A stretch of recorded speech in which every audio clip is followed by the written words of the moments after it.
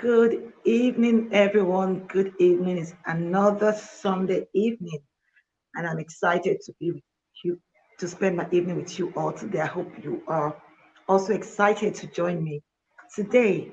I need to know that you are with me today. Finding out with special is about mutual benefit. I'm learning from you, you are learning from me. So I don't want to do this alone. I want to be sure that you are here with me. Send me a message. Say hello to me. Say hi, say something nice so that I can know that we are here together and then the learning can begin. So while I wait to hear from you, I'm waiting, I'm looking at my comments segments to see if there's any hello or hi or I'm here. Just say something to me. Oh, yeah, I see you, Vicky. Thank you. So I can go on. Maybe you might be the person to win the gift for today. Remember last week I said to you that I was in the mood for giving out things. And I was going to do that last I was tempted to do that last week, but I wasn't prepared. But today I'm prepared. So the question for today is if the first person to answer the three questions gets today's gift. And I'll tell you what the gift is. I'm sure you will like it. It has to do with something that has to do with special education, and it's a topic under special education. So the question for today is, what was last week's topic? Okay, then what's today's topic? And who are the two guests that are coming to join us today? The first person to put out that answer within the next 2 minutes, because I know some of you are going to go back and check it. I don't want you to do that. I want to be sure that we're all learning together and we're soaking in everything we're learning, because the whole essence of finding out with special needs is to be able to really find help. In this field of special and inclusive education, there's so much we need to learn. So if we're sitting together every Sunday evening learning, I want to be sure that you're getting value for spending your time with me. And one of the ways as a teacher is to do an assessment. So my assessment for you today is, what was the topic for last week? First question. Second question, what is the topic for this week, episode 26? And the third question is, who are the two guests we are having today? I'll keep looking out for the first person to answer those three questions, and then I'll come back to that. Now, today's topic, I'm gonna skip it, but I'll go back to it. I'll go back to it. But it's episode 26. And it's basically has to do with collaboration. I'll be defining what collaboration is, because each time I come here to speak to us, I do my research from experience, from my study, peer review articles. I just want us to get more knowledge when it comes to everything that has to do with special inclusive education. It's a very wide um, topic. It's a very wide, Vicky, I see you. It's a very wide topic. Special education and physical education is a field that is yet to be fully harnessed in this part of the world. So we need enough knowledge to keep learning and keep acquiring knowledge, getting better professionally, individually, so that we can provide the right support for our learners. Okay, thank you for that answer. I'm waiting for the other two responses. Then I'll go ahead and announce the topic for today, but I'll keep talking. So basically, we are talking about collaboration. And I'll be looking at the definition of collaboration, like I said to you. And we'll talk about some of the challenges of collaboration in this part of the world. And then we'll talk about what is expected when we decide to collaborate, or when we are collaborating, what are the things we should be looking for. Well done, Vicky. You're getting there. One more, and then you're the winner. So, everyone, I want to thank you so much again for choosing to spend your evening with me. Thank you. I truly appreciate this. Together, we are going to change the narrative in the field of special and inclusive education. And do not leave me alone. I need your contribution. I'll be reading every of your contribution. And of course, your questions will be answered. And then we get to our guest segment. So, what is collaboration? If you have been following, I explained and I defined collaboration in the flyer that I put out on Friday. Yes, on Friday. And collaboration is a style for direct interaction between at least two co-equal parties voluntarily engage in shared decision making as they work towards a common goal. Like I said earlier on, that's one quality or a skill. That's one skill in this part of the world that we do not take very seriously. And if we're going to have to work with children with disabilities or children with special needs, we need to be very big on collaboration. Like I defined, collaboration is a style. It is a style. So there are different styles, but this particular style is called collaboration. It is style for direct interaction. So for collaboration to take place, there must be a direct interaction between at least two co-equal. Remember the word co-equal. That means we are both relevant. Those two people or three people, everybody's decision is important. Okay, two co-equal parties voluntarily. There's no force. It is voluntary. Okay, and they voluntarily engage in shared decision making as they work towards a common goal. Now, let's bring it back home. We are here on finding out with special needs. What will collaboration mean to us? That means every service, every stakeholder in the field of special needs, parent, physical therapist, psychologist, special needs educator, um, psychologist, you have said that, speech therapist, every stakeholder, we all matter when it comes to providing support for children with special needs. Our common goal is to move that child from a level to a better level. Okay, so there are different common goals we might have. For a child with autism, the goals you might have might be different from a child with cerebral palsy, or a child with Down syndrome, or a child with learning disability, or a child with physical impairment. The goals differ, but when it comes to providing support for these children, particularly academic support, our goals must be equal for that particular child. So everybody is important from the definition, and that's why I'm almost tempted to put the okay. Thank you. I think I have all my answers, so I can actually announce today's topic. So it's called "Know Me Without You," and that's where the topic and that's where the issue of collaboration comes in. There's no me without you. There's no Lola without Pamela. There's no Pamela without Vicky. There's no Vicky without Sharon. There's no Sharon without Joshima. There's no Joshima without Blessing. So we all matter in providing services for children with special needs. And I'm going to go to the aspect of why a lot of people do not like to collaborate, or why collaborating is not thriving in this field. We'll get there.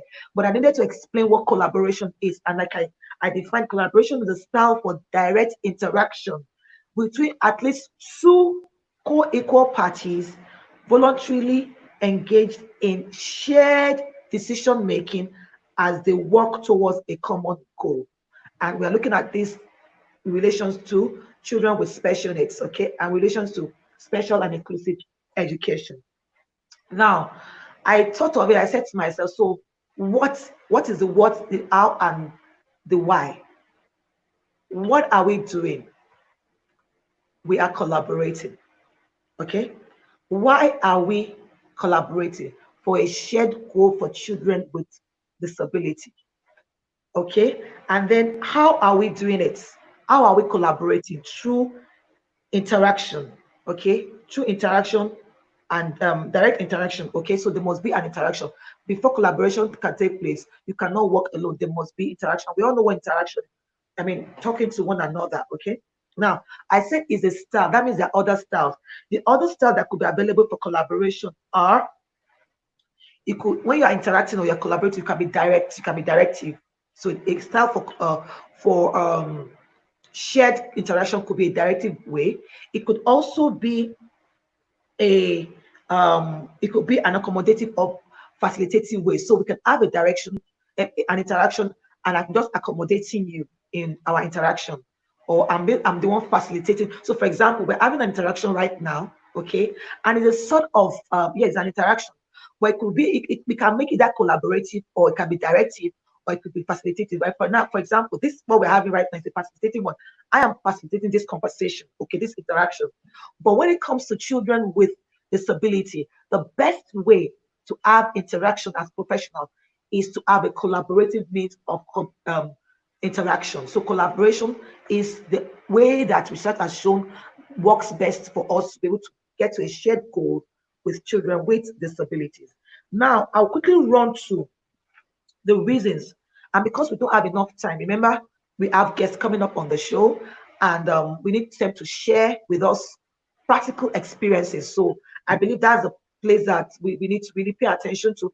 Every segment of this program is important. We're going to talk about this stuff when I'm speaking, but when we get to our guests, we want to hear the practicality of what they're doing so that we can learn from them and also get the best practice and also change our own style, acquire knowledge, and do better. So, some factors that I'm going to mention, like two or three factors why collaboration is not thriving in our field. One of the factors is a sense of a lack of trust. So a lot of people do not collaborate. And when we talk about special needs or disability services, I realize that in this part of the world, we have like two types of services, and it's almost the same everywhere. But like for example, in Nigeria, we have the early intervention service providers, or we have the centers. So mostly they provide early intervention services. And when I say early intervention services, it doesn't matter the age. It just means that this individual needs to get some form of skill before they are now being put in a mainstream school or an inclusive school where this skills that they've developed begins to get, when children are in inclusive school, there are a lot of expectation from them. No, let me say mainstream school, because an inclusive school, the difference between a mainstream school and an inclusive school is that an inclusive school will be flexible to meet the child needs, where mainstream school will be a school that will say, look, what are the skills you have so we can develop it more. So the difference is that inclusive school is really like they're going to break every barrier, they're going to accommodate, they're going to do more things. They know that they have more work to do to ensure that this child is accommodated in the school. But for a mainstream school, they believe that you have some skills, and all they need to do is to help you accommodate here and there so that you can move to the next level. Now, what I realized is that for our speech therapists, physical therapists, education, reading specialists, behavior analysts, we have a lot of people that work in this field. They see most time there's this little bit of separation. Oh, we are just freelancers.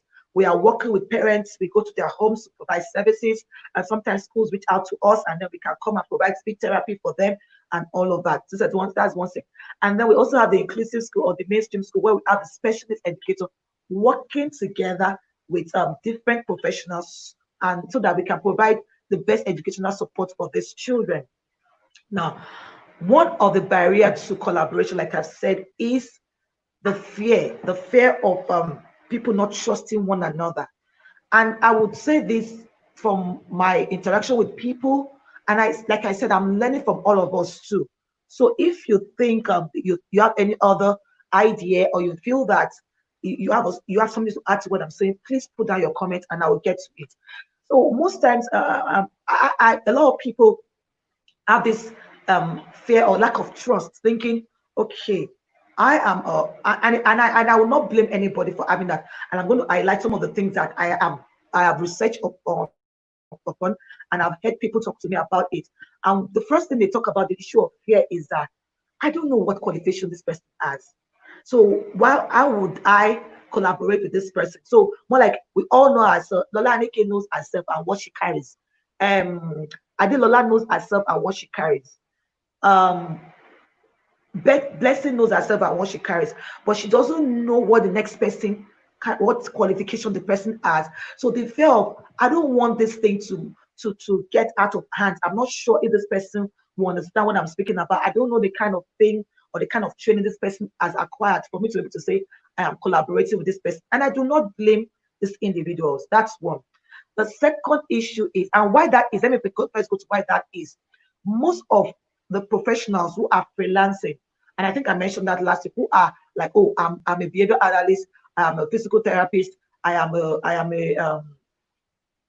a speech therapist, I am an occupational therapist, and all the related service providers. One of the things we've seen a lot is that a lot of these individuals had worked with some professionals, and then at some point they felt that they were good enough to go begin their own thing, their own practice, or good enough to freelance. I'm not saying that is a wrong thing because of the peculiarity of our nation. I mean, the field is still yet to be fully harnessed. But when we're talking about professionalism, that is not enough. And if you feel that you are good enough to do your own thing, why don't you get the blessing, so to say? And I keep using that word, get the approval of the person that has trained you so that the person can sell for sure. Because I've had people reach out to me and some of my colleagues saying that, oh, this person was at my organization and she wasn't doing so well, but I heard she's now freelancing. And then some organization will reach out to me and say, oh, could you please do a letter of no, not recommendation. Can you do us a letter for this person saying that the person has worked with you? What's that word again? Sometimes these words fail me. And then they're like, no, I can't. This person, I can't vouch for that person, you know. So some of those things also come up as an issue. Okay. And I know that such individuals who refuse to endorse you, so to say, they have their reasons. But if you're so good, why don't you leave without burning bridges? Let them, I say the word, get their blessings, get their approval. There are lots of people who are doing fantastic. I can mention names of people who have worked with professionals that work in organizations and they're on their own and they're doing very well. A good example is Blessing Gapi. At least I can speak for Blessing Gapi. I can speak for Mimido, Mimi, Dara. I can speak for Pamela. These are people that have worked with me, that have gotten the training, they've been certified, and they're out there doing great things. Toshima is also one of them. I'm mentioning names of people I can vouch for. Okay, so get these blessings and then move on to do great things, as opposed to tarnishing the image of the field of special education. So that's why a lot of people are very paranoid about collaboration. That's one of the reasons. Another reason is that people are one of the reasons they don't want to collaborate beyond the fact that they don't know you, what you carry and who you are and all of that, is that they there's this there's this notion that if I collaborate with this person, the person is going to look down on me. So there's this thing of age and gender. Yeah, there's an issue. So most times people are like, oh, the person is older than me. If I collaborate with this person, I'm not sure. I just want to stand on my own and do my own thing. You are not an island. We need to work together. We need to stand together. Okay. Another challenge, another reason why collaboration does not thrive in this part of the world is our school structure, and this has to do with school owners. Our school structure does not give room for collaboration. It doesn't give room. You find out that sometimes in planning a child's educational program, everything is so put together that there's no room for collaboration to take place, even within the mainstream school and an inclusive school. So I'll just mention this too because we're almost time is almost against us. So two reasons: one, lack of trust, and I told the reason why people are not trusting one another. And then the second reason is that the structure of the school does not give room for collaboration. So we need one another. But in saying that we need one another, we need to be sure of what we are able to do. We need to be sure that there's a proper endorsement. We need to be sure that we are fully certified. Some of us actually have this certificate and we cannot defend it beyond the certificate. Certificate is very important. I'm not against certificate, but we are dealing with life. So we must be able to defend what we have, particularly when it comes to working with children with disabilities. Now, what are the benefits of collaboration? I'll run that quickly. No, what are the characteristics of collaboration? Okay, collaboration is voluntary. Remember, it involves different stakeholders. Parents are inclusive, so parents are meant to be collaborating. We are meant to collaborate with parents when we are providing services for children with special needs. I said co-equal. Everybody is important. During definition of collaboration, I said is an interaction between at least two co-equal people. So all of us, our same matters. But we cannot be having our say may not matter if we are not fully well informed as to what we are talking about. So, in as much as our same matter, we're all equal when it comes to collaboration. Parent matter, the physical therapist same matters, the special educators same matters. Everyone's says equal, but you have to talk from the perspective, from a knowledgeable perspective. Okay, you can't be saying that a child who's living with dyslexia needs a brush to suit the child's sensory needs, whereas the child doesn't have any comorbidity. Those are some of the reasons we need to look at. So, for collaboration to thrive, knowledge is very important. Knowledge of what you're doing, and you also need to understand the place of that it is voluntary. So, as a parent, when you're looking for that service provider for your child, please ensure that you are on the same page so that nobody is forcing anybody to do what they do not want to do. Okay. Now, while I'm speaking about it, I remember that last week, Dr. Basirat promised us a manual, and I think the name of the manual is an essential guide for working with special needs professionals in a mainstream school. And what brought about that was that we're seeing that a lot of parents need to be knowledgeable about what is going on with their child and how to collaborate with the service provider. And she said we could find that on our website. So the link to our website will be shared right away. Please go to our website. It's free. Download it. I think it's www.basirat.shuaibu www.razak.shaibu to type. It will be put on the comment segment. One of my team members will put that on the comments section, and go there, go and equip. And it's not just for parents, everybody should go so that we can see what professionalism means in this field. Time is running against me, so it is voluntary. Nobody needs to force anybody. We are doing this for a common goal, so it's something that you're all willing to do, to put our part, put our own share into what collaboration ought to be. Another thing is collaboration is based on a mutual goal. The goal must be mutual. Okay, what are we trying to do? We want to ensure that this child is able to read 2 or 3 letter words. Everybody involved. Speech therapists, what is the goal? We want to ensure that the child can read 2 letter words. Physical occupational therapists, what do you have to do? Special needs educator, what is your role? Everybody. So there must be a mutual goal. And that's why collaboration is not about somebody just coming in to provide service and walking away. There must be something, because it's what will make inclusive education thrive. So collaboration is very important. There must be mutual goal. There must be it must be voluntary. There's a part that I love very much, and I'll round up with this. Collaboration, individuals who collaborate share accountability for outcome. So when we say we are collaborating and the child does well, all of us are accountable for that child's success. If the child does not do well, everybody working in that child's team is also responsible for the child not doing well. That's why we have to think about it deeply when we're talking about collaboration. So I'm going to stop here right now, so I don't give you too much. I don't want to over bombard you with too much information. I'm sure you're aware that we have our Send Support 24/7 support group. Please, the link will be put on the group, on the comments segment right now. Please, let's do ourselves that favor by joining. That several topics we discuss in the WhatsApp group, and there's a lot to learn. So, and it's free. You have nothing to lose. But all that we have a common goal in that group, and the goal is to ensure that every child has access to quality education, particularly children with disabilities. So we discuss different topics. Please join the group so we can learn better. And in the group, of course, there are deeper things we're discussing. One of these is I'll come up and discuss deeper into collaboration, and then we'll take it from there. So I'm going to take it away right now. I'm bringing my guests. They're actually waiting for me. Oh my God. Yes. So I'm bringing in Adelola first. Hi, Adelola. Hello. Hello, Lola. How you doing? Hi, Adelola. Are we all here? Hello. Can you hear me, everyone? Yeah. Yes, I can hear you, definitely. Adelola, can you I say can hear something? you. Good. Oh, you I can all hear look good. you. Can Wow. you hear me? I'm happy to have you. Thank you so much for joining us this evening. I'm so excited.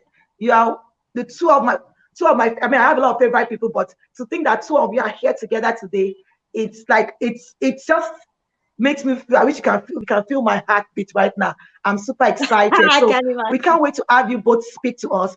I want I'm I want Adelola to introduce herself. Your resume, your bio it speaks a lot, and we are humbled. I want to be able to reach such bios of everybody I'm bringing up here. Even for some of our listeners, they're going to come up one of these days. So I want to see how well we have grown in this too. So your bio for me is very humbling. I'm like, oh wow. So I need you to speak to us about who you are and what you do. Adelola, I want you to go first, and then Adewumi will go second. So Adelola, please take it away. All right. Thank you very much for having me. That's the first I would say. Wow, my bio is humbling. I mean, I see your name and I'm like Lola Aneke. Wow, I want to be like you. So yeah, I work with children with special needs. My focus is mostly on autism, but in my experience, I've worked with different kinds of disability let me say learning difficulties. So I've worked with children with Down syndrome, with dyslexia, mostly because if you work in the special needs space, you would, especially if you work in mainstream school, you would definitely, you have to learn about different things. But a lot of my but most of my experience has been in working with children with autism. I Yes, I am a certified autism specialist, and I'm a special needs educator. I have worked in special schools, and now in the last 5 years, a little over 5 years, I have worked in mainstream sector. So I work with children with special needs in mainstream schools. The other thing Great, I great. do is I also advocate for people, individuals with special needs. Um, so I talk about, I actually teach people how to engage them in whatever space. So if it's in the workspace, if it's in a religious Listen now. setting, and if it's in, I mean, of course, definitely in schools, wherever you find yourself, I can actually teach you how to engage with um, individuals with special needs, especially autism, that people don't understand their behavior. They're like, oh, how do I engage him? He's not talking. What do I do? Even though I don't know if he's listening to me. How do I make Mhm, sure that I get they are productive? So mhm, that's what I do, based advocacy. I work with churches. I also host a conference called the Special Needs Conference, mhm. and that's my opportunity to actually gather people and teach them how to engage individuals with special needs in whatever space they find themselves. Wow, well So that's done, what. well done. And all of this is in 10 years. Wow. Because I usually studied, Yeah, I maybe. actually studied your bio. They're like, okay, okay. I mean, this is well done. And thank you for all you do. You not only did Thank you you too. acquire knowledge, you got certified, and not only did you keep it to yourself, you're actually gathering people um to spread the Yes, knowledge so that we can actually, because I keep saying to people that this field is a field that is yet to be fully harnessed, but you're not keeping this information to yourself, you're also spreading it out. Thank you for what you do. yes. I'll get back to you pretty soon. Adeomi, we are happy to have you. Please tell us about yourself and what you're doing. Okay. Good evening, everyone. Yeah. Talking about myself will take the whole day, so let me just tell you about what I do. Okay, I'm a special needs educator like Adelola. I work in a mainstream school, and then well, I'll say I supervise special needs provision for children ages 4 to 16. And that means I work across the primary and the early years, primary and secondary phases. Mhm, I work under the working title Special Needs Coordinator. mhm, What does the SENCO do? SENCO for short. I just ensure that every child that is struggling with learning is identified, and appropriate provision is made for that person. And then because I do that within a school, there are times the need of a child requires external agencies. And I've worked with Adelola several times, and I've heard about Lola Aneke before I got to meet her. So the first day she met me, she told me that she was one of the famous No. that when the famous start giving you a call, that means you are working in the league of the famous. So I almost said praise the Lord. Please forgive me. Okay, so that's basically what I do. I work with external agencies, I work with parents, just everything I'm doing, like you said, is collaboration so that the need of each child is met. And then, like Adelola said, being in the mainstream school means you work with a vast variety of children. So I can't mhm, say I've worked with a particular group of children more for me, because all my years of being in a special educator has been in the mainstream school. So mhm. I've worked more with children with learning challenges and learning difficulties and SEN. I work by the policy of the school, the learning environment I find myself. So I work with Mm, mild to medium severity of needs, basically. great, So that's great. that's Thank you. that's what I do in a nutshell. Thank you. Before I go to Adelola, thank you for that. When we had the discussion before this live show, I said, I explained to you that the reason we're having this is because there are a lot of individuals who are thinking what is the right thing and what is the wrong thing, and how do you go about this issue of special needs and inclusive education? A lot of school owners are asking questions, so to say, particularly even this period of COVID-19, and we're going to talk about that also. But before we do that, I wanted you to tell us why. Why did you decide to go into? Because I read your, like I always say to you guys, I read your bios and I see, okay, first degree this. Why did you go to special needs? Okay. Okay. Let me start with I didn't start in education. I started as a medical student, vet medical student. But then I guess I got an infection or something. I couldn't finish vet. So I was ill for a while. So I moved from there to zoology. So I finished as a zoologist. But you see, all the while, I remember that my final year, I was trying to find out what I should do. And a lecturer of mine in my 400 level said, I can never forget the way she said it. Otumba Payne, let me hear your voice one more time. Maybe you are called to come into this profession. And that was it for me. I thought I was going to be a lecturer because it just sank in that, look, I am a teacher, an educator. So I felt I was going to be a lecturer. So immediately I finished, I started I didn't finish, immediately. I went into insurance and things like that because my uncle said, I like to talk and I can talk a person to buy coal in Enugu.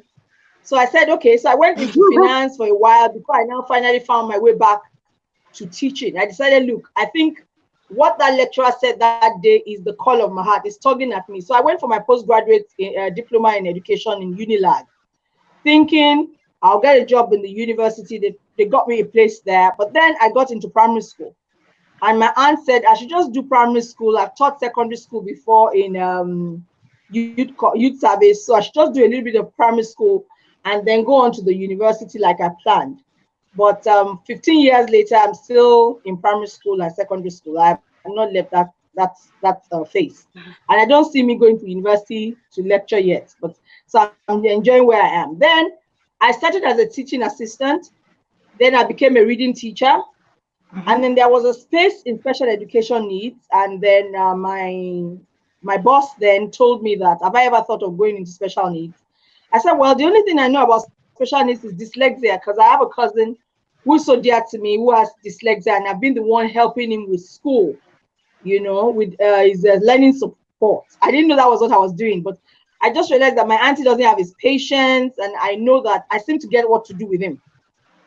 So that was how I went into special needs, and then 14 years down the line in special needs, here I am. So that's basically how I went there. And then in those days when I went into special needs, senior teachers were saying it's a face that will soon go away. Who bothers about children like this anyway? Some of these children, you just need to spank them. That's all they need. When you give it a name, you spoil them, you pet them, So by the time I went for my master's in England, I didn't want to do special needs because I felt there was no future there. So I just did my master's in education, I know education is my area of calling, but this special needs might not be it. And you see, that was one decision I made that I mean, I can't say I regretted it, but I actually do. Because if I had just gone for special needs, my degree in special needs at that time, I'm sure I would be a lot better than I am now. But thank God, I mean, I did my master's, and then I've done quite a number of other things. My national award for special education coordination, and then I am where I am now. Wow. Well, so that's basically the story. Well done. And one thing that I realized is that these stories are almost the same for everyone I've brought into the show. It's either there's a phase of growth. So I didn't know, and then I saw this, and then I did that, and then there's growth. Nobody came like boom, and I'm this. There's growth.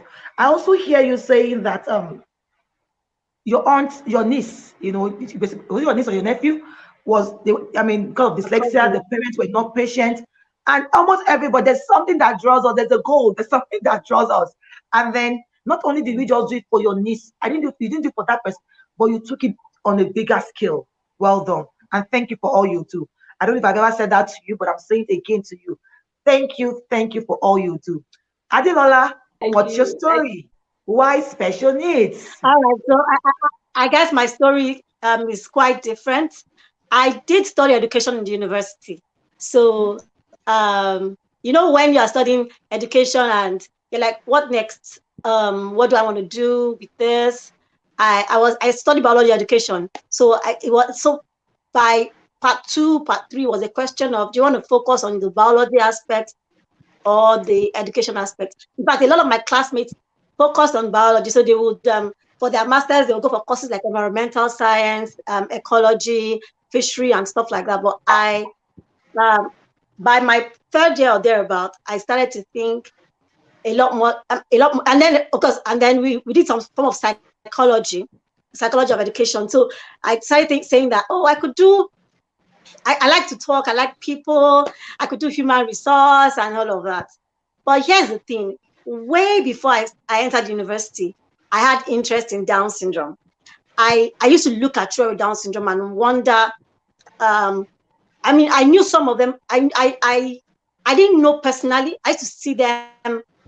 How do I put this? I've seen some of them on the street, but the biggest contact I had with anyone with Down syndrome was my aunt's neighbor, who every time I went to my auntie's house would not go to school. So I remember asking one day, this girl does not go to school, and they said, oh no, because of her condition, she doesn't go to school. So even as a teenager, I had that concern.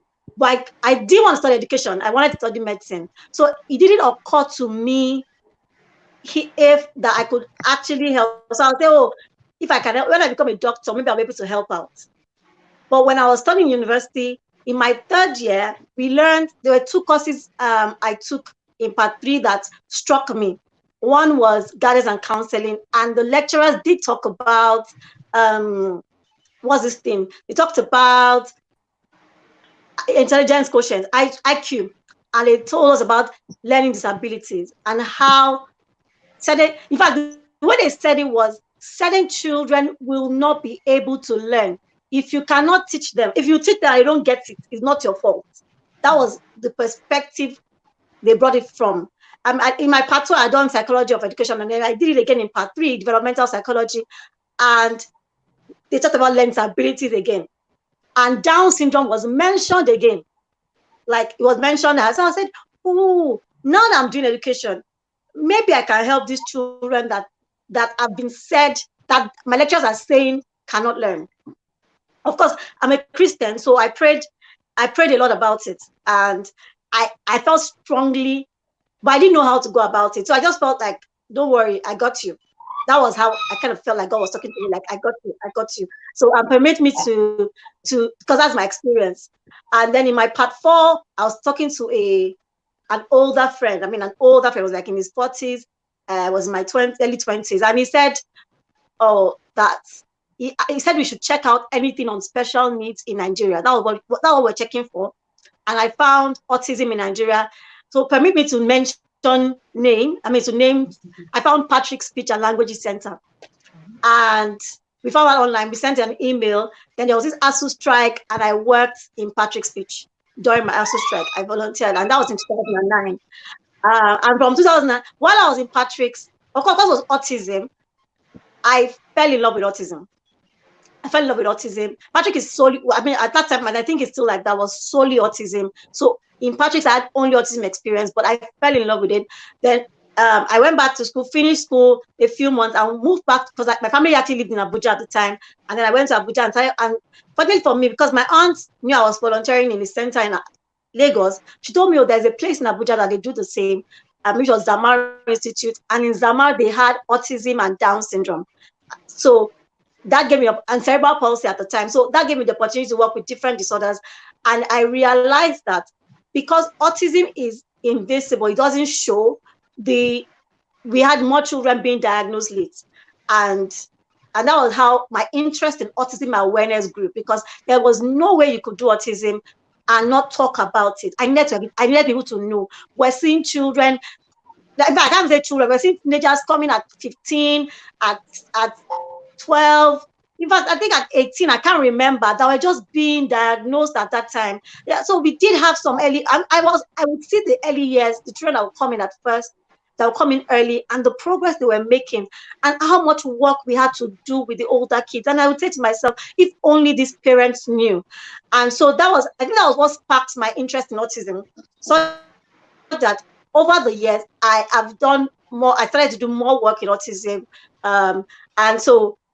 But how did I move into mainstream education? While I was in Zama, we had some students who did pretty well. Like I said, our and early years all the way till age 10, we were making a lot of progress. We had many of our children doing well enough for them to move into mainstream school. But after a term, they would come back.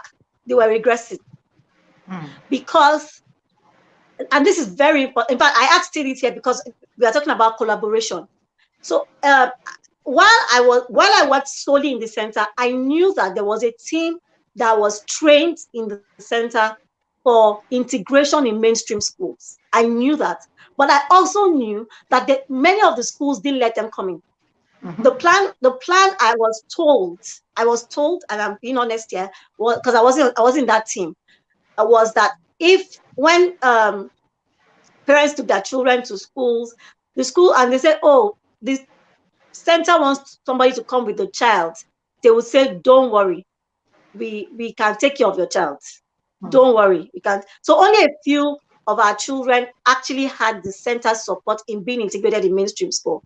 But after 1 month, after one term, these children were coming back because the schools were not either equipped to work with the children or didn't understand integration well enough.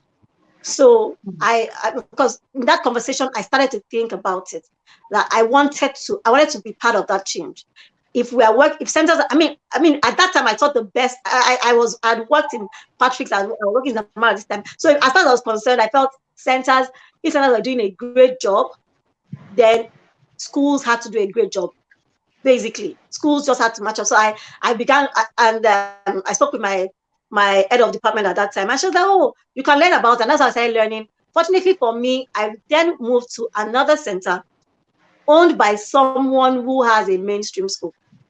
So when I moved there, I told her I was interested in special needs, in inclusion, but I didn't understand it. So we started doing jamo, just trying to learn the space and all of that. So at that time, it wasn't like I was even really learning. I was just learning the experiential way. I was reading parent stories, but I didn't know what diploma, what course, anything to do. But then, fortunately for me, I was going to move to Lagos, and two things happened. One, I met with Zakiyomi, who is still working with me. I met her, who had been in the mainstream sector for a long time. Then I spoke with Mr. Konde, the director of Patrick's Speech, and she just said to me, I don't know anything about. Said while they also had a structure for integration, she said she didn't know well enough. I said, let me give it to Dewumi. Dewumi knows about that space, and that was it. So for me, the first thing that helped me was not even first was a desire to do, and then a desire to know, and I was very fortunate to be mentored. Good. So I was mentored by the right people. I was mentored by Mr. Konde first. Was willing to hand me over to somebody that knew about mainstream education and supporting children with special needs in mainstream schools. And so, like I said before we came up, that for me, from the get-go, collaboration was it, because that was what even brought me in. I needed people I needed to make sure that this worked. So I've always had to partner with people I work with. That's how I got into, and 5 years later, I'm still in the game. Yeah, and you're doing well. You're doing so well. And I hope everyone is listening. You were speaking, I was just jotting down. That's my own job, to jot down nuggets. And I'm going to recap. I like the way you captured it all. It's a desire to know. There must be a knowing. It's not, and I keep saying it almost every week. I don't know why I say it, but it comes up. It's not about special needs and inclusive education is a gold mine. The space has not been fully harnessed, so it's about, there's money there. Parents are desperate, so let's charge them and let's get the money. No, there must be a knowing. I don't understand people. I was somewhere recently, and someone said you need to know. Like, for example, somebody says, "Can you bake?" and you say yes, but you can't bake. How about you say, "I can learn to do it"? But not even baking is even something that you need edible. This are children's life. There must be a knowing. You Yeah. wanted to know. You needed to know. Thank you for saying that. You not only did you know to you had the desire to know, okay, and then you sought for mentorship. You reach out to those that knew. Yeah. And I know not only did you Yes. reach out to them, you listened, you paid attention because you knew what you were looking for. Yeah.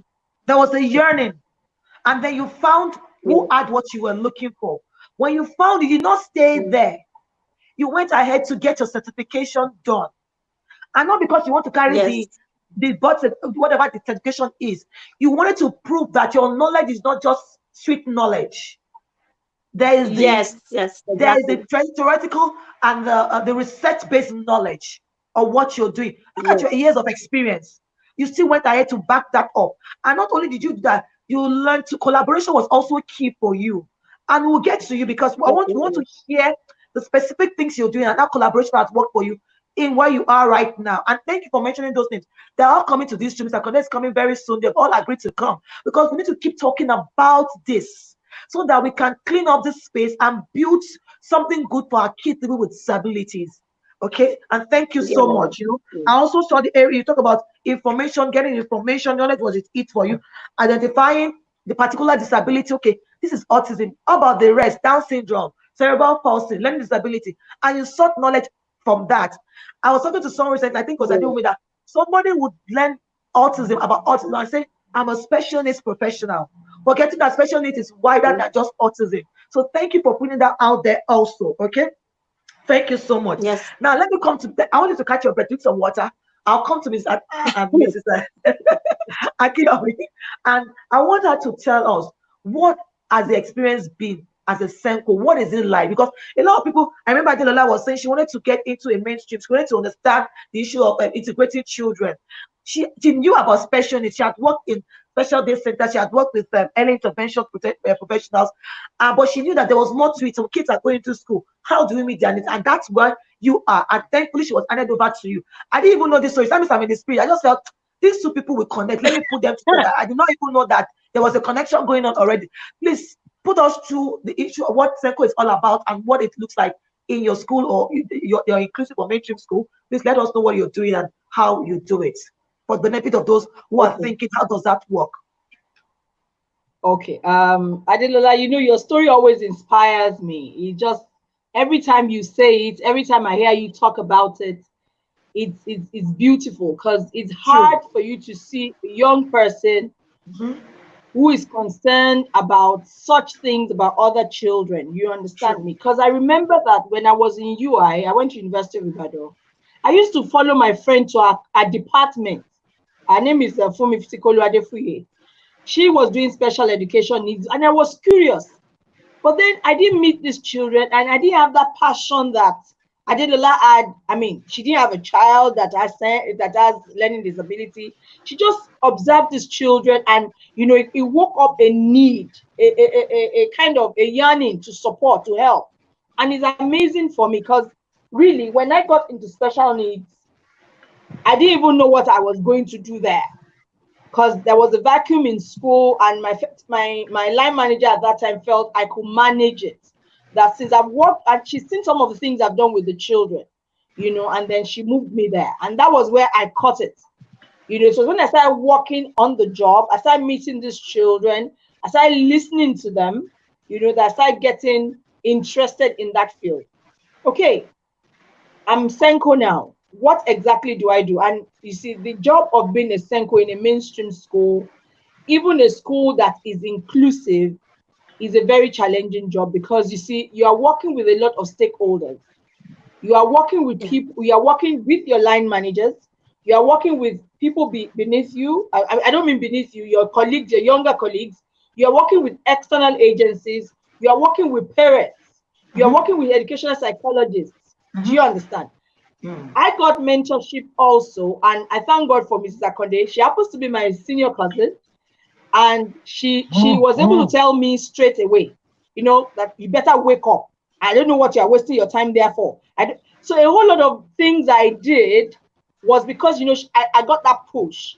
And then there was this educational psychologist we had in my school for a long while, who ended up being a mentor to me, Dr. Jeremy Monson. You know, when I talk down on some of the things we do, there's a way he talks about, there's a way he talks about this thing. There's a way he encourages me. And when children go there for assessment, he gives me feedback. Okay, you have done this right. You have not done this right. I remember when the child was meant to come in from England to our school, and I really would like to work with the child.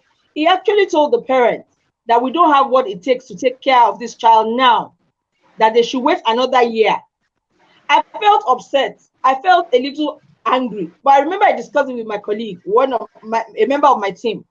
And that one said, when he tells them you are doing well, you don't get upset.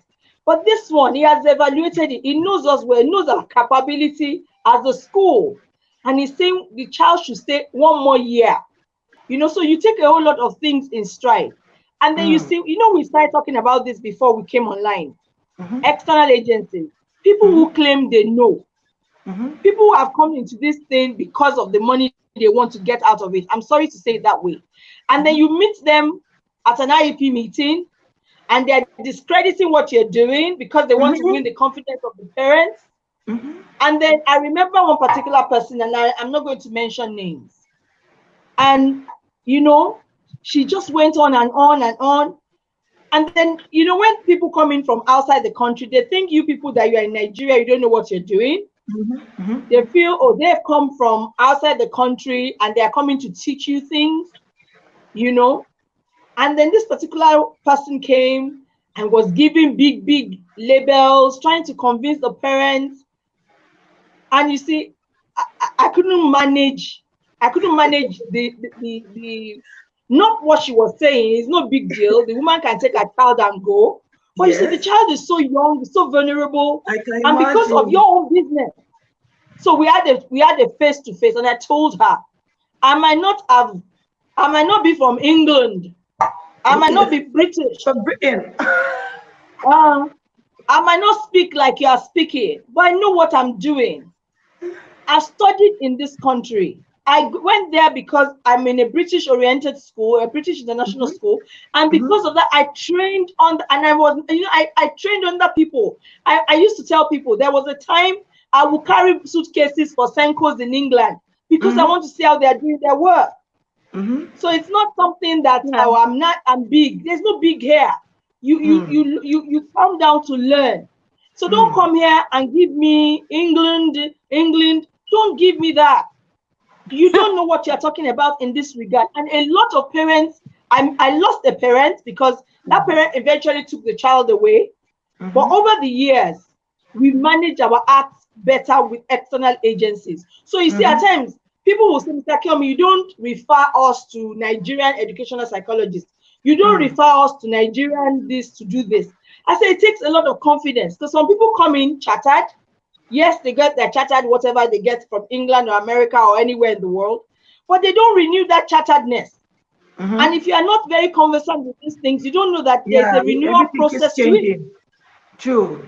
Exactly. So they give you assessments that doesn't add up to anything. Let me give you one final example before I round up. There was a particular child that we've been working with, and it took us all our stamina and prayer and talking, cajoling, to have the parents go and do assessments.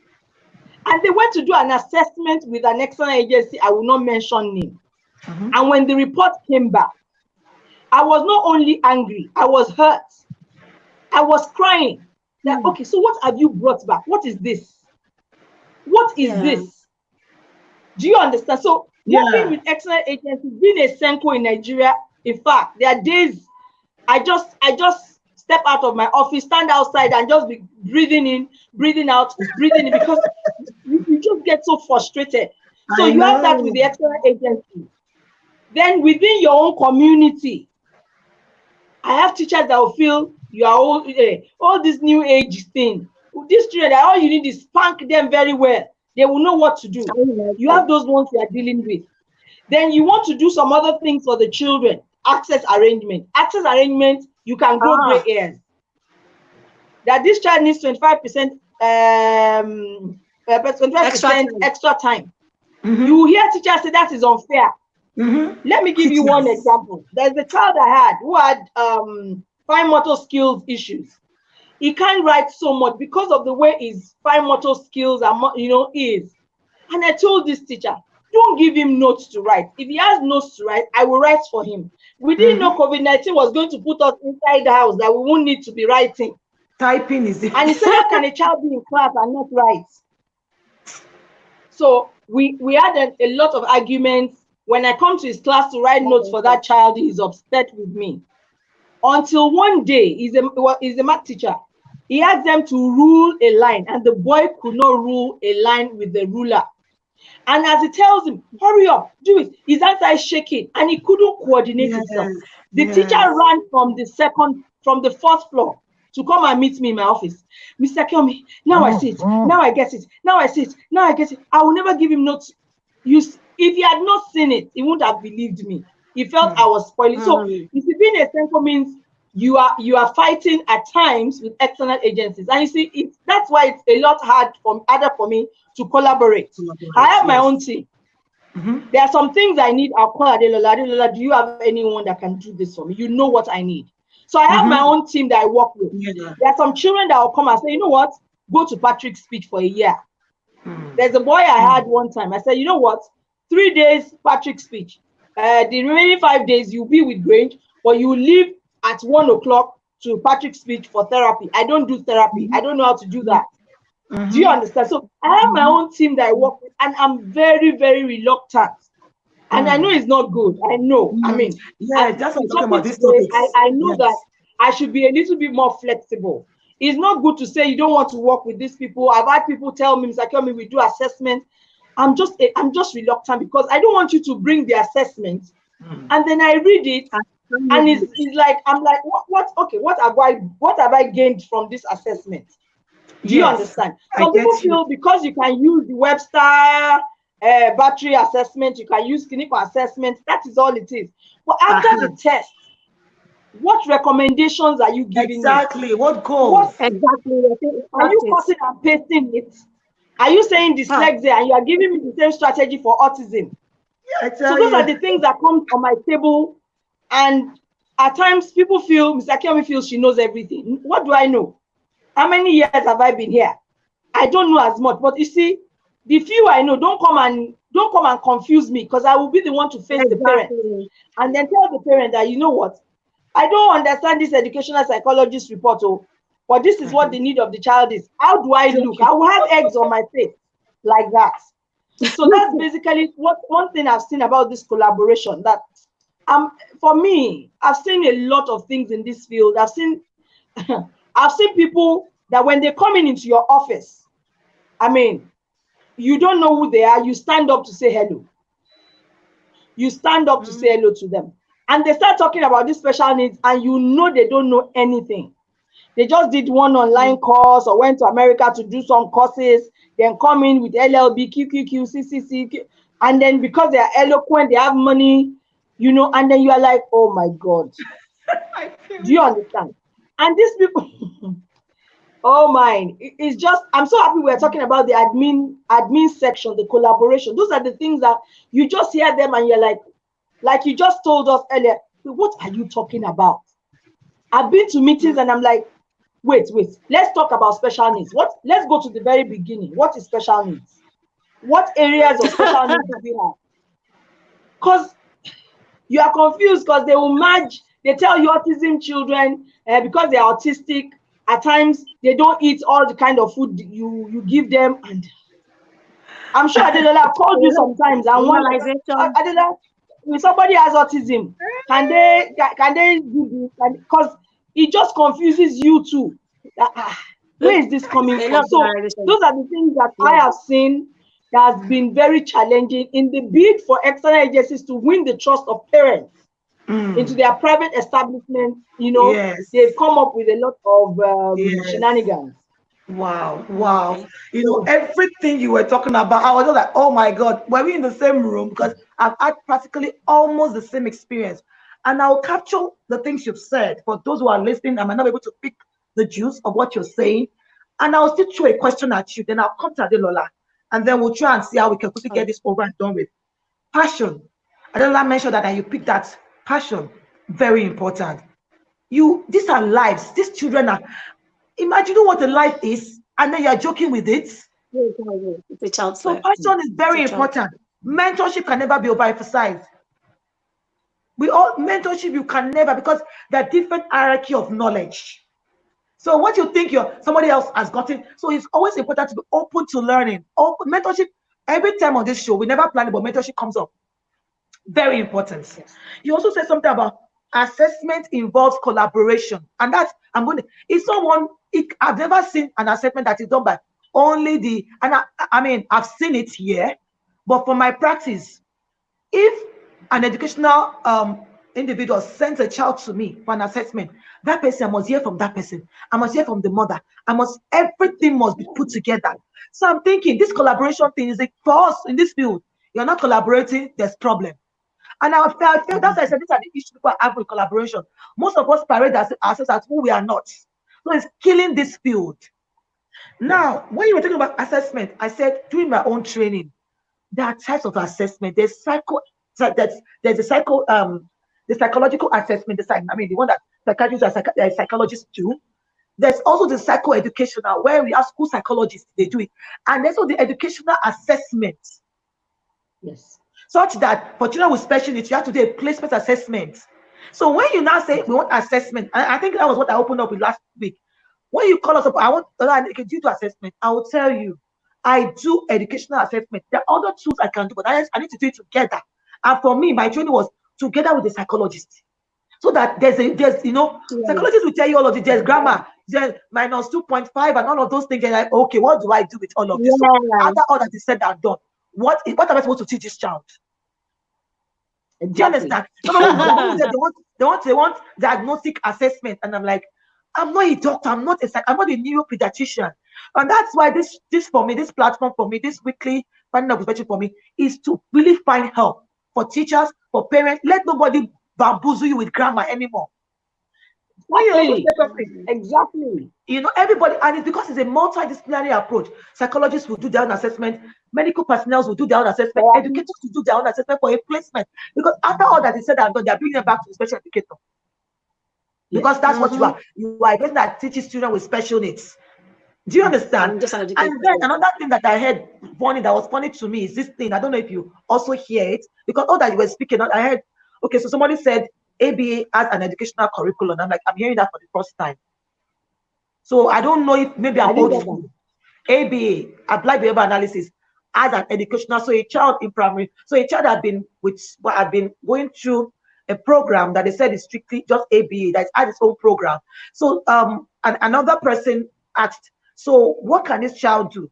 And they said they cannot. The child was, I think, about 8-year-old, and I'm not mentioning names. The child was about 8-year-old, and she said, no, we're still using the ABA curriculum. When we will get there, so a child with 8 that have been receiving support for almost 4 years with you, so I cannot identify letters. So all of this, and that's what I'm putting out there. We need to know what we are doing. Okay. Somebody said our grammar is too much, that people should come down to their level. If the grammar is too much, ask them to come down to you. Thank you for that. So I like that. Not us. She said, if the grammar is too much, tell them, what are you now speaking? Bring it down to my level. So that was for you. I don't mean, they say, tell them to their face, this grammar is too much, come down to my level. I don't know, let's come to you so that we don't just keep talking round and round. How has the experience been? What are those things? And I know that we have discussion from time to time. What has being in the mainstream school done for you? I know I told you, we talk about this issue of providing shadow who do not collaborate with teachers, and you gave me a fantastic example and what you have experienced being in that mainstream school. Please let us know what you've been up to and how it can benefit those listening to us. All right, so basically, so I work in mainstream, right? And like I told you earlier, I practically support children in class, and I've done that for the last 5 years, right? And my very first experience was as an external facilitator. But the beauty of it was the school asked for my service because they needed help. They didn't know how to teach that child. And so what happened was there was, from the beginning, in fact, the teacher would give me a plan every week. I would go through it, and in the first term, I think I remember what happened was I would go through it and create my own plan for the child. And then I'll kind of just tell her, this is how to engage this child in this class. She couldn't count, she was non-verbal. So I'll be like, call her out at least to touch the numbers while the other children were counting, because it was early years, it was kindergarten or something like that, nursery. And so it was basically early years. They were like 4 years old. So I said, while the other children are counting, get her to touch the numbers, because you want to make sure that she's identifying. How are you going to know if she's learning? If you're just counting around that, she's hearing they were counting 1 to 50 or something, just hearing 1 to 50, but she doesn't even know what exactly they were doing. But over time, like I said, over time, I began to learn that what I needed to do was beyond just planning my own lesson. Every time she gave me a plan, I kind of edited it. I edited to include what had to be in a lesson for that child to be engaged. So I'll give an example. When we were doing fractions, initially, I think while she was trying to be kinesthetic, she had certain things that the child could hold or something. But this girl wasn't a very kinesthetic child. So I told her, why don't you use why don't we cut oranges? Why don't we cut apples? Something she can actually put in her mouth. Because she's very she had this sensory need where she'd like to put things in her mouth. So I said, oh, why don't you engage her like this? And we found, it's interesting. I like this story a lot, because by the end of the week, if you ask this girl to give you a quarter of an apple, she will give you a quarter of an apple. If you ask her to give you half of an apple, she will give you half of an apple. So she could, what is the nursery child learning in terms of fractions? She wasn't adding, she was just identifying. By the end of, it was a week-long topic anyway. By the end of the week, she could identify the apple and the oranges. So while so there's that. So partner. So I've had to partner, and I've worked across classes. So I've worked in nursery, like I said, nursery. I worked in primary, junior, lower primary, and upper primary. And right now, I currently work in secondary. I must confess that secondary might be the hardest, honestly, for not just collaboration, because sometimes it's like, how do I now, how low can I get? How low can I get? But it's a function of, what should this child be learning? What does this child know? How do we get this child to where, okay, so you want this child to be able to write a 1,000 word article or blog, as it were. How do we get this child there? It's not a function of write me 500 words, write me 200 words. It's a function of, so this is the skill. Then identify the skill. The skill is writing, or the skill is being able to talk about traveling, for example. Why don't we combine it? Why don't we do a vlog and a blog? So yes, the child's going to record do a video recording of what they want to talk about. They're traveling, so that processing is happening. The child has processed what they want to say, as it were, since they can talk verbally. Then we get them to now convert it to writing. Writing might not be so as lengthy as the verbal one, but whichever way, you as a teacher, you have confirmed that this child has learned in your class, because that's the goal. The goal is that the child is learning in your class. It's not that you teach. It's not for you to mark attendance and write a diary that, oh, I taught today. Today is July 19, 2020. Did I teach travel blog? Yes. No. It's a question, did the child learn travel blogging? Can the child, so we identifying learning outcomes. What are our learning outcomes? What value are we trying to add to the child? I want to say two things here about collaboration. First of all, as a SEND support staff, like that, as a SEND educator, one of the things, I'm collaborating I'm partnering, I'm working as a team member with so many people. I'm working in this team. I have the teacher, whether I have the subject teacher and sometimes the class teacher. In fact, to be honest, even in secondary, on my team, I have the form tutor and the subject teacher. So it's not just like, okay, so my only business is the subject teacher. No, the form tutor is engaged. I work in a school where we don't only have form tutors, we also have what they call head of year. So that means that the form tutor has somebody that they also report to, I also report to that person. I copy that person in my emails. Because if it happens that I am not around and the form tutor is not around, who can cover? Who can say what? This is all my heads of year know what this child should be doing now. Okay, so there's a lot of club. Then of course I have my Senko who are also, and then I have in my team all the SEN support staff, all the SEN educators who are also working with that child. Because chances are that in my class, I might experience a challenging behavior with a child today, and I don't know what to do. I don't understand it. Where did it come from? But that child is coming from another subject. So the other SEN facilitator, SEN educator can say, oh, Mr. Dema, I noticed that this, can warn me ahead of time. This might happen. Or I can warn the next person ahead of time. This might happen. So you know what to do. And that collaboration makes us know that sometimes I've experienced a challenging behavior where a child was absolutely rude to me. Like I didn't know what, I was shocked. And fortunately, because I partner with my teachers, the teacher, when I say it sounds like I'm taking credit for it. We partnered together. So the teacher took over and came in and said, oh, this is not acceptable in this class. We just kind of handled it.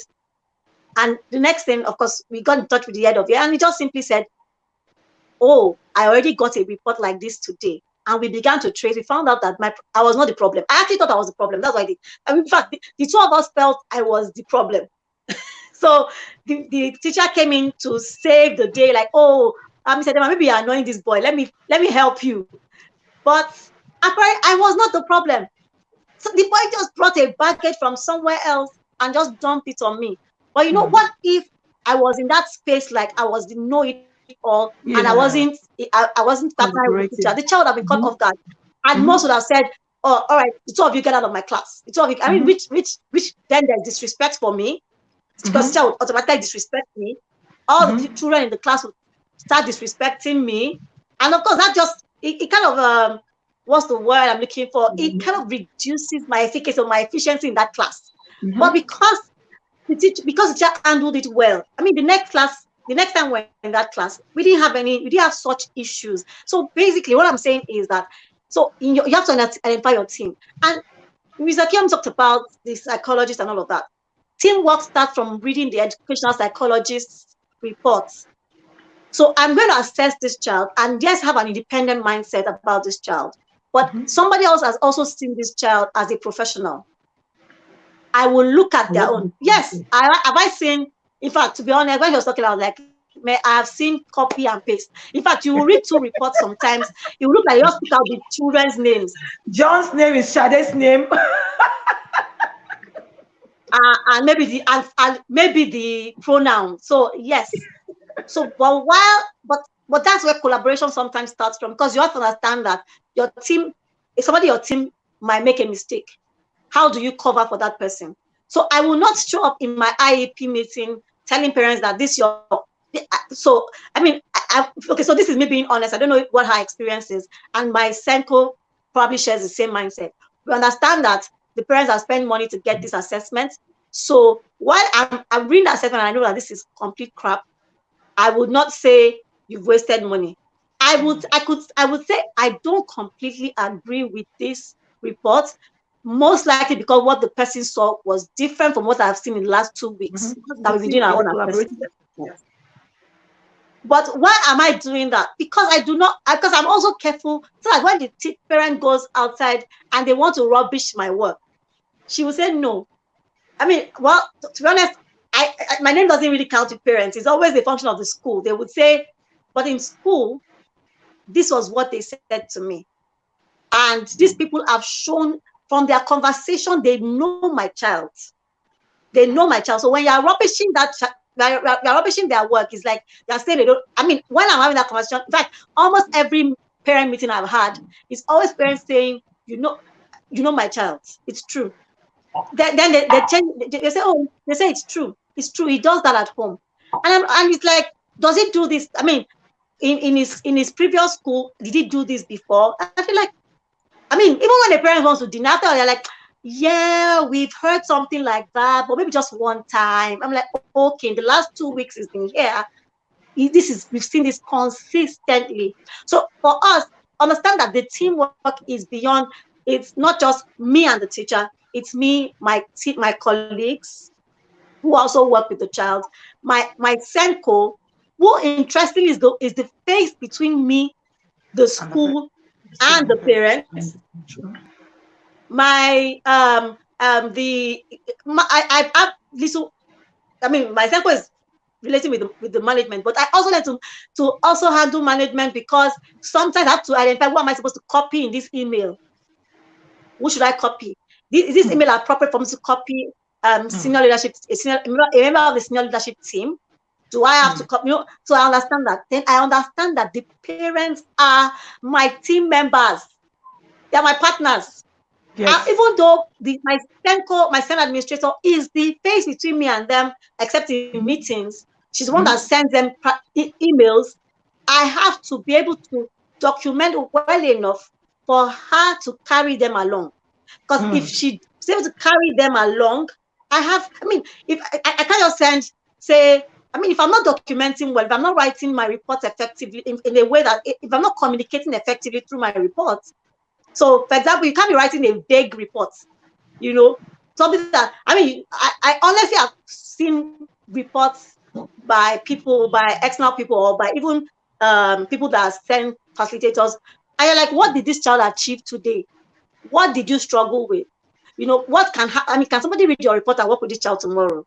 So I understand my reporting is also very key in terms of partnership with the parents. So parents are definitely on my team.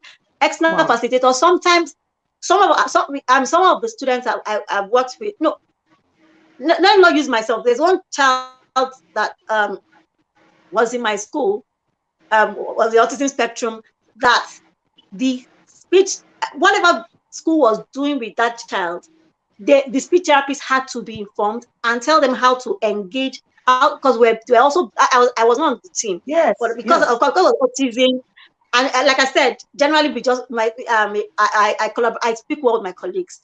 And so because of autism also, I was very interested, and my colleagues understood that I had a lot of interest in autism. So they were always need to share with me what they were experiencing. So basically, his speech therapist, there was communication between the school and his speech therapist, who wasn't even coming in. It was even, what are we learning now? What should we be doing at home? How do we ensure that we are building communication skill in school? I mean, what are you doing with it? So there's that. So understand that. So I think the most important thing is to know who is on your team. Then know that you are not fighting with anybody. You're not fighting with anybody. It's voluntary, like I said. And know your place. Voluntary for a particular goal. So Adelola, there's a question for you. Exactly. Yeah, I want you to answer this question, and I'll go to.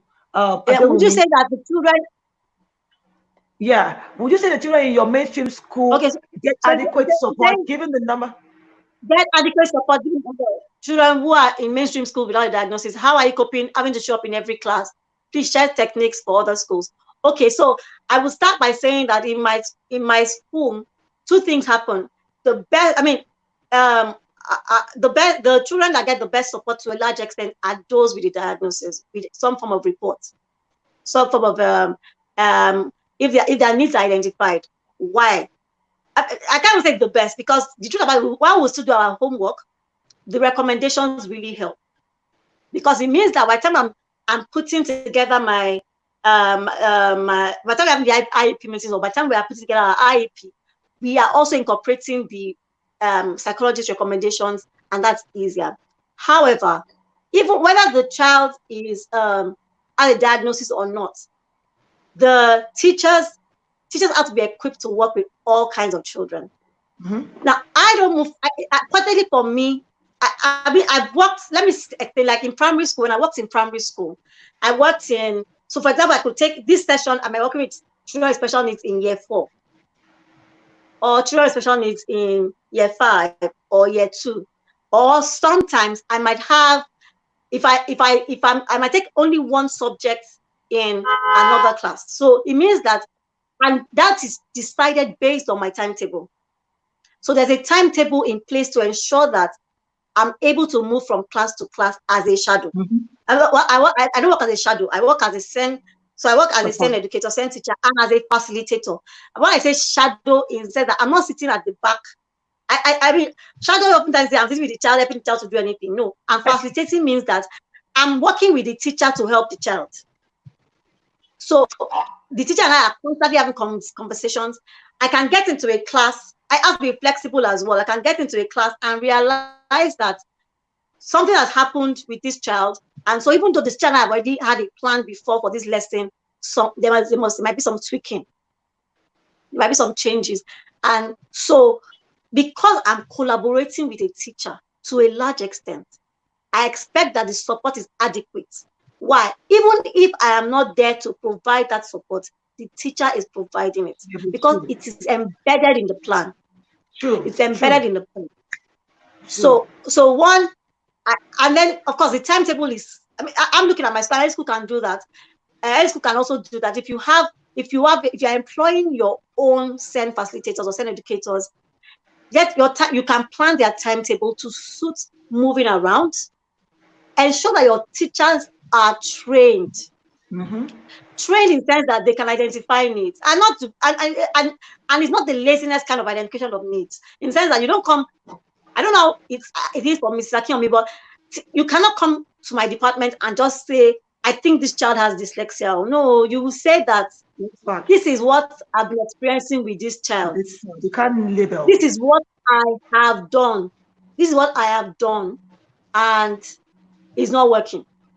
True. Can you come into my class and observe this child and then help me? So the first step is, after I observe the child, I create a support plan for you, the teacher. So I give you a support plan. I create a support plan and say, okay, I've observed the child. I've worked with this child for like 2 weeks, and this is what I think. No, by the end of the first week, honestly, you and I start to collaborate. I don't want to collaborate, but begin to work together to carry out the support plan. So and that's collaboration. So basically, yeah. Then we carry out the support plan, and so the support plan then begin. It can be some things we will drop over time. We'll say, oh, this is not working. This one is working. This one, because some children might actually just have learning gaps. They might not even have any diagnosis, and in recent years, I'm realizing that, in fact, I found out that labeling sometimes limits us, because we say, oh, this child has dyslexia, and we don't try to understand the child. And that's why I'm very careful. Yes, about labeling. Very careful about labeling. Very careful, exactly. Because you just pull up whatever strength the child has got, and you give up on the child. Exactly. So do I think that adequate support is going on? I cannot always guarantee, but I do know that the structure is created to ensure that adequate support is there. Why? Because as long as the teacher cannot just come and dump a child on you, the teacher has to take responsibility. Yeah. So it also makes sure that when I'm coming into that class, I recognize that I am not almighty in this class. The teacher is going to write a report at the end of the term on what they did with the child. So it's a function of the teacher to be able to report. In fact, the child will be able to report how they have partnered with me for the child's progress.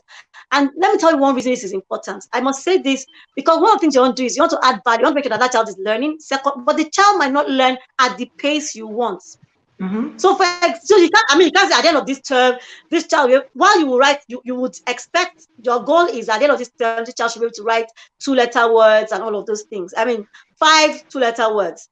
Example, you give your examples and all of that. If by chance the child is only able to identify 2-letter words but cannot write it down, cannot spell it with their mouth, whichever way you have written, said you will. The question is, what have you done? So if you cannot say what you have done, then that's when you fail. It's not, the failure is not in the child didn't do it. No. What did you do? Exactly. What did we do? So that's why I said adequate support. Yes, make sure the structure is there to give as a school, as a SENCO, as a teacher, as a SEN facilitator, make sure that there's structure in place for adequate support. So that in case, Wow. I think that's best. I hope that answers Ms. I think Shaibu's it does. question. You've given different examples, and everything, all the points for me makes good sense, because support for children is not, and that's one of the things reasons we're having finding up with special needs. That thing of take your child. General educator say if this is a special needs, this is it's an holistic thing. Everybody has got a part to play, and that is what inclusive education is about. That's people keep saying, oh, special education is not good. Inclusive, they forget that special education is that the child needs support. That's the meaning of Yes. special needs. The child needs support. Inclusive education is that where will it be carried out? So everybody has got part to play, and that's why collaboration is very, very, very important. I would I like one of the things you said. Then we'll take input from, because I always say to people, we're all learning together. I'll read out the comments and then we'll write it up, because we've spent beyond what we planned for. But I think it's a good one. This information needs to be out there. People need to learn. We know there's a place for learning and there's a need for learning. So I'm more than happy to do this for 1.5 hours, even if we don't. I mean, if you think we're going to do 1 hour and it goes beyond that, I'm more than happy for us to do this, because there's so much for us to learn. Welcome back, Adewumi. So you talk about collaboration again and again, partnership. There's something you mentioned. You said instructional plan or the lesson plan. Initially, the teacher gave you to give it to you, but you realized that it was not working. It's about us planning together so we can know what the child's need is. So that if I'm not around, anybody can. You also mentioned something about the child's multiple, more like you talk about multiple intelligence. This child is not a kind of person that this child can think. All of those things you need to put in place in considering inclusive education for a child. Then, of course, Bloom taxonomy, how you ask questions. If you cannot do it this way, how can it do it? How do you present all of those things to the child? Universal design for learning. You mentioned a lot of things in person. I'm like, wow, this is so important. And then one thing you also said about technology. You use technology. I copy this person, so everybody knows. We copy that person, parents get report. So there's a lot beyond just I am this, I am that. There's more work to be done in the background to ensure that child gets all that he needs to thrive in that inclusive setting. Yes. And of course, parents are your partners. Parents are your partners. And that's why that definition for me works so well. Collaboration, we're all equal. We need to just acquire knowledge. So we are speaking the same language, and it's for the goal, a common goal of moving that child to the next level. Thank you so much, Adelola. Yes. I'll just have Adewumi answer this question briefly. There have been a lot of issues and talk about online learning for children with special needs. What would you advise when it comes to, and I want to make this question direct, would you say that recorded classes works better, or both recorded and live classes? Just throw a little light on that when it comes to telepractice or working with children with special needs online. Okay, well done, Adela. That was a beautiful one. I had to jot some few things down from what you were saying. What I'll say is that, just like with everything, one size does not fit all. No. But in my experience, and then I'm talking of working with other children who don't have needs, and then the children who are struggling with learning, and then those children who have special education needs. Video won't work for a child with special needs. In fact, video won't work for your regular kind of children. I had to work with my my niece recently during this lockdown, because I just felt they can't just be home. And then my sister was complaining that she wasn't learning. She'll be dancing when the video is on, and she can't be wasting data. So I said, I'll take her a class. And I did. I'm not a teacher, I'm an auntie. But she listened to me, because I could say, Morala, sit down there and face me. But if you put a video, if I were a child, I won't listen. If I were a child. So but if I'm dealing with somebody, older children, maybe.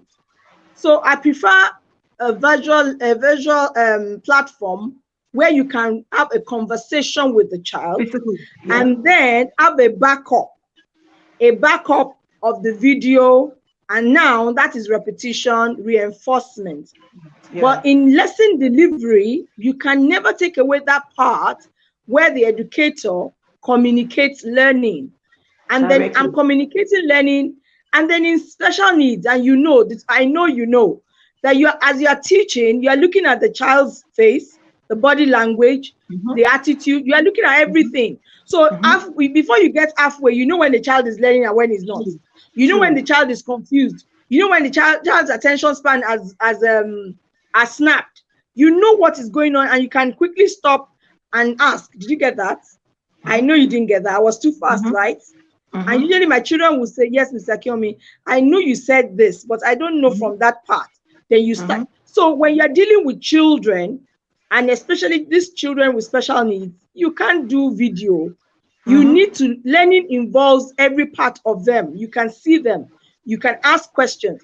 Usually for the online lessons I had throughout this session, this last term, because I taught throughout the term, I worked 9 to 7. It was something else because I work across the school faces. You know, I will, when they come in at times, I'll start with, so how are you, Benson? You look a little down, what's up? And then we'll use 5 minutes to gist. I didn't do well I didn't understand this thing. The homework was too hard. My mommy said, my daddy said, so we calm that down for about 5-10 minutes. Then we start our classes. Do you understand? So you're able to pace it appropriately. There's something you teach them and they remember, so you just move on fast. There's some things you teach them, they're struggling. I say, okay, you know what, guys, let's call it a day today. We'll continue tomorrow. So that's that. When it comes to online learning, I was a little scared at the beginning of all this pandemic thing and school lockdown. But you know, we all learned, a lot of us, in fact, all of us learned on the job in this term, this term that just ended. You know, I realized that with these children, the skills you require for online learning is quite different from the skills you require of them for on-site learning. And then gradually they picked up the skills, what they need to do, what they need to have, what your expectations are. So gradually they picked it up. And then when they picked it up, they were more able to manage the video classes, the non-visual contact classes. You know, they were more able to manage it because now they know your expectations. They know what they're meant to be doing. They can say, Mr. Kemi, I'll share my screen with you. Will you meet up with me at 6? Because I don't know how to do this homework. You know, support system took another dimension.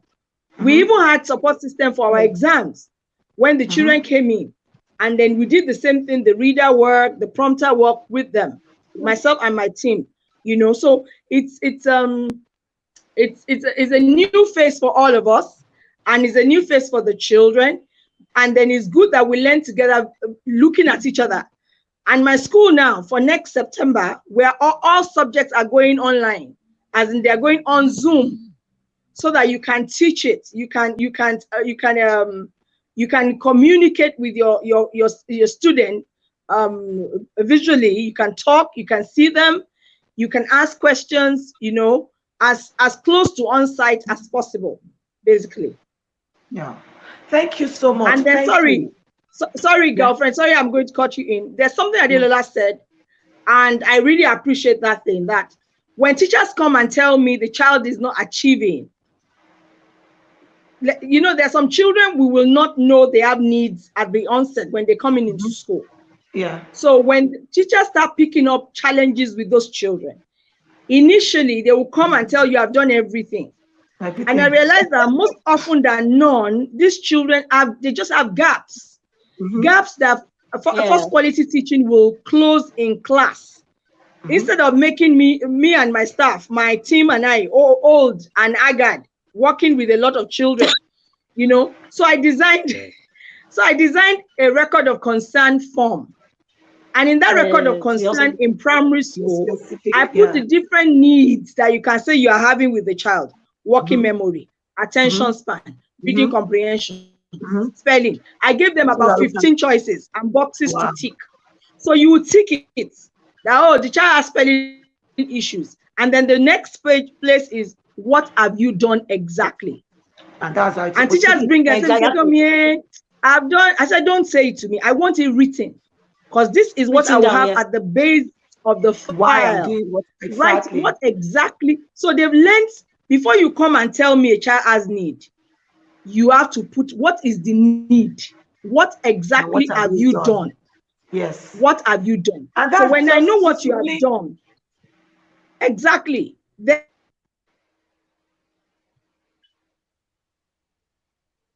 Oh, I think we lost her for a bit, but it is yeah, not it's not only meeting needs is not only for the same team. In an inclusive school is a whole everybody, school we all thing. have a part to play. Inclusion is a whole school approach to learning.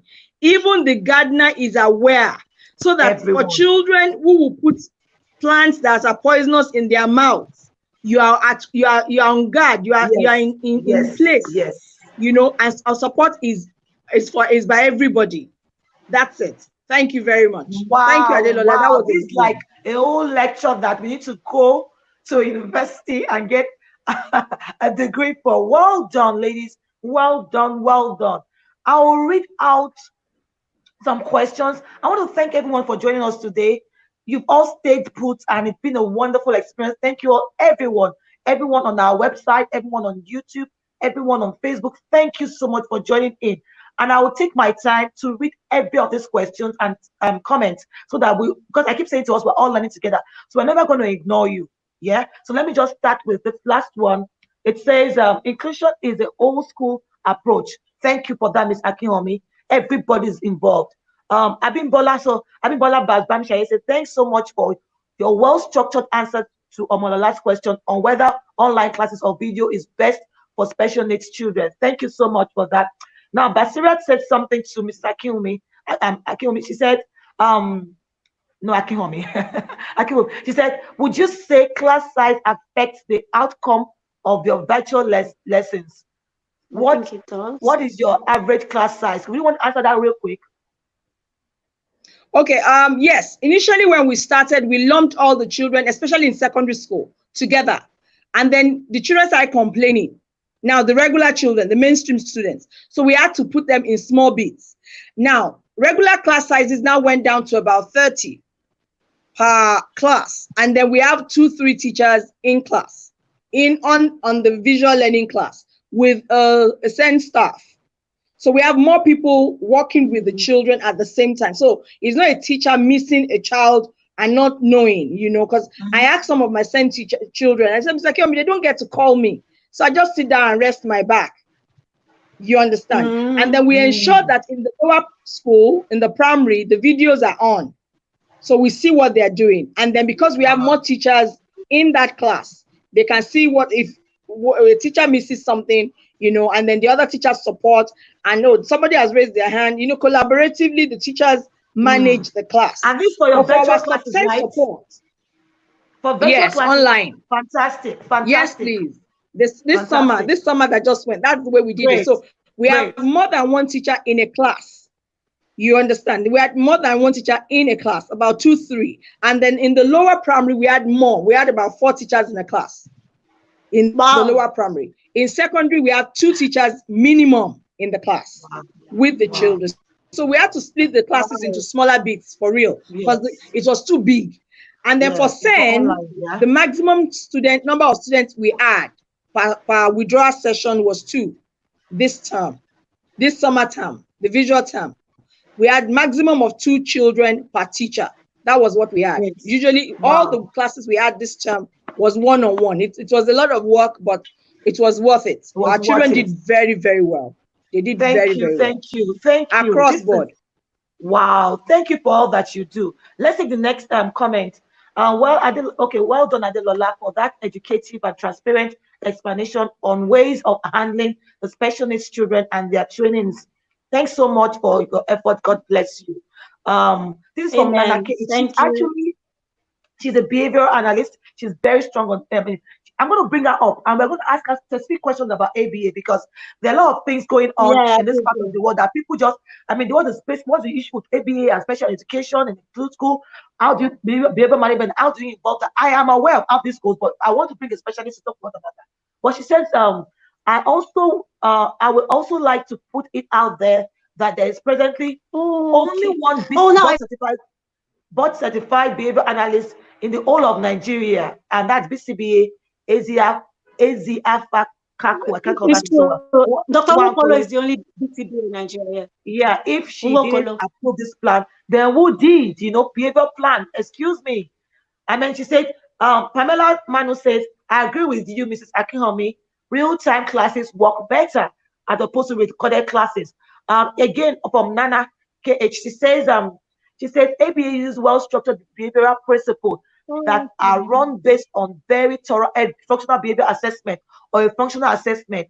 The outcome of this assessment is then used to design a treatment plan which has to be approved by a BCBA. This takes at least 3 years to get this qualification. Please, it's very important we educate schools on how best to use the intervention, be it ABA, BCT, that's cognitive behavior technician. I am being as concise as possible. It's very extensive, so there's a lot going on, but everybody keeps saying this is how it's supposed to be, that's how it's supposed to be. We'll get the real practitioners to tell us, when you talk about behavior management, is it different from functional behavior assessment? Is it different from ABA? What are we really doing as an old school when it comes to inclusive education? So Mr. Charles Ugweke say, well done, Mrs. Adewumi. They are so proud of all that you're doing. Yes, please. I think she was answering, because I saw her comment and I was wondering what she was referring to. But you talked about that educational plan where people will say, oh, it's ABA. And it's true. If a BCBA does not approve it, and most likely a BCBA is supposed to approve, approves it, it should work. It should work. So most times you just see that they're doing some early intervention skills for that child, on and on and on. There's no academic skills. And that's where we need to draw the line. What are we really doing? Adelola, you said that. Okay, that's what your comment. I was responding to her. I was responding to her, so I had to get it. Okay, so that's what she's been concise. What else do we have here? I'm trying to mention as many people. ABA uses well-structured behavioral principles that are run based on very thorough. We already talked about that. What else? Anything new here? Because I want to be sure that we're carrying everybody along. Okay, so this someone says sadly true. That's Vicky Wilson. Mainstream teachers most times don't want to take responsibility. It's easier to push the child to the same teacher. That is not what inclusive education is about. So thank you for that contribution. Some children just need accommodation. It's just something they need, and then they just keep pushing them away out of the class. We need to know that. Janet Ajayi says, God bless you all. Olawade says, this is good. I love this. It's just educating. Adelola, I'm proud of you. Thank you. Ruvimbo says, collaboration is good for continuity. We are all learning. Thank you for this. Okay, so Adelola, you asked, I think there was a question for you, and you answered that already. No, you already answered that.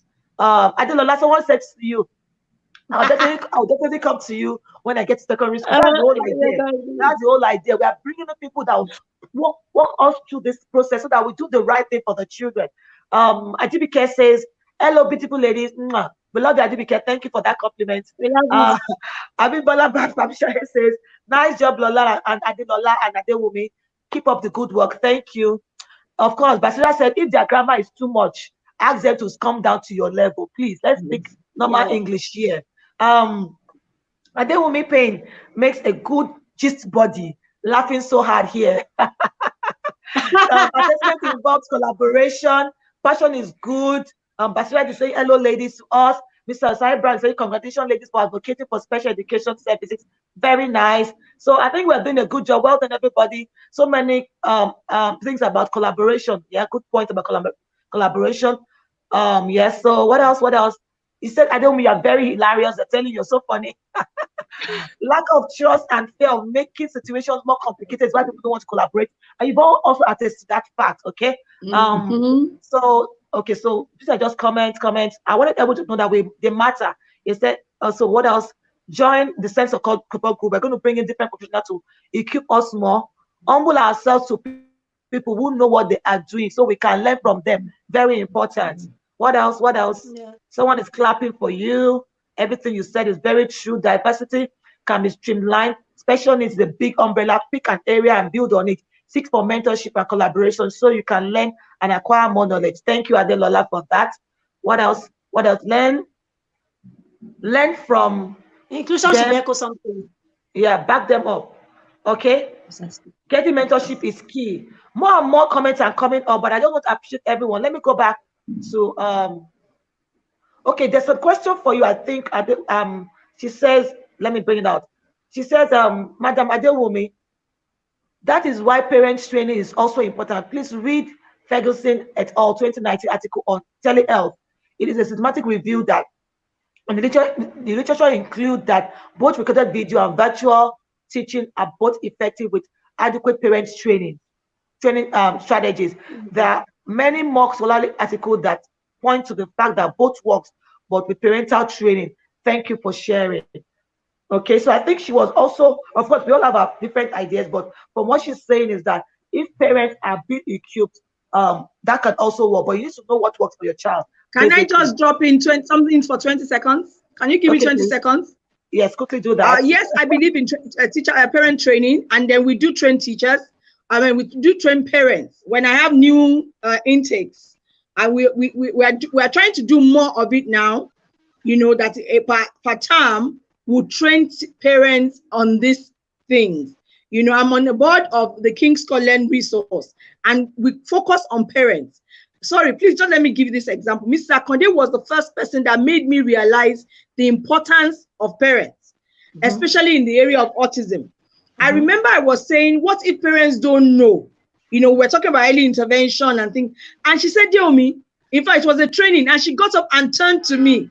I said, Deomi, by the time your baby is a particular month, I can't remember what much she said, you will know something is off, even if you're a first-time parent. You know, so when they come into the school and meet you, the professional, it's like you are coming from two sides of the mountain and you meet at the top. So it's good you share with them what you have come to know by virtue of your training, then they will share with you. So the training is not you pouring in on the teacher, on the parents.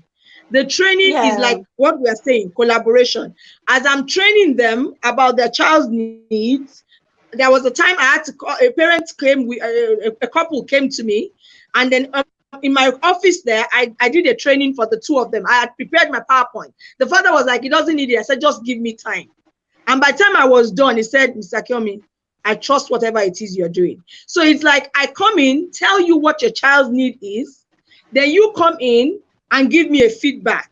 We have observed this. Or when we saw this, we thought this. When we, you know, usually for children with challenges, they start walking early. They don't crawl. Some of them, they won't crawl. So they said, Mr. Kyomi, when we saw that, we thought we were seeing a genius, and that child is a genius by God's grace. But you know, that we didn't think we should pay attention to it. So those are the things you learn when you organize these trainings for parents. You talk to them, and then they give you their own feedback, because each individual child is unique. Thank you so much. Thank you. We could go on and on and on. Basirat says, thank you, ladies. God bless your works. There's so many people had a lot of things to say. But I want to thank everyone. This has been a very beautiful session.